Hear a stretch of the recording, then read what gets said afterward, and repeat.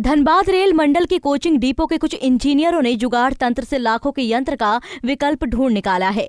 Coaching depot के अधिकारी Mukund Bihari, engineer अभिनव रॉय और sink line in charge R.K. Dutta की पूरी टीम ने कोचिंग डिपो में पड़े कबाड़ से एक गैजेट तैयार किया है, जिसका नाम ओवरचार्ज न्यूमेटिक गैजेट है।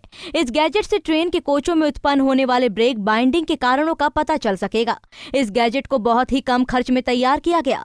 दरअसल अक्सर चलती ट्रेन में ब्रेक बाइंडिंग की समस्या खड़ी हो जाती थी, जिसके कारण ट्रेन को खड़ा कर सभी 24 कोच की बारी बारी से जांच की जाती थी।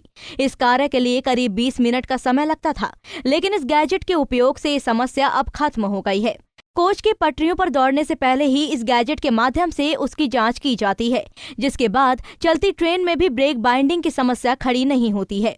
हम लोगों ने एक CR ओवरचार्ज प्रोटेक्शन गैजेट एक बनाया है, या डिवाइस कह लीजिए।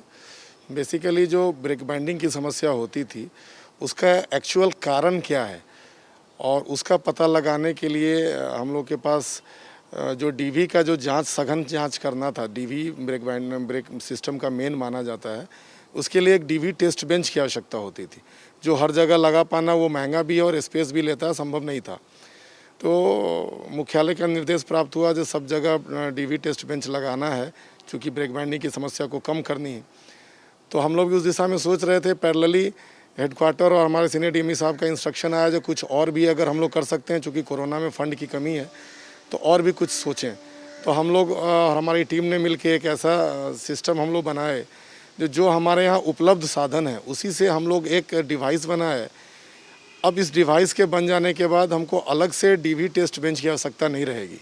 इस डिवाइस के इजाद होने से अब तक रेलवे को 2 करोड़ की बचत हो गई है। धनबाद मॉडल पर पूर्व मध्य रेल के सभी मंडल के डिपो में ओवरचार्ज प्रोटेक्शन डिवाइस का इस्तेमाल शुरू हो गया है। इससे लगभग 2 करोड़ की बचत हुई है।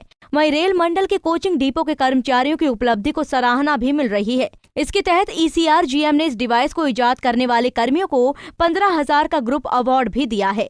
पंजाब केसरी टीवी के लिए धनबाद से नीरज कुमार की रिपोर्ट।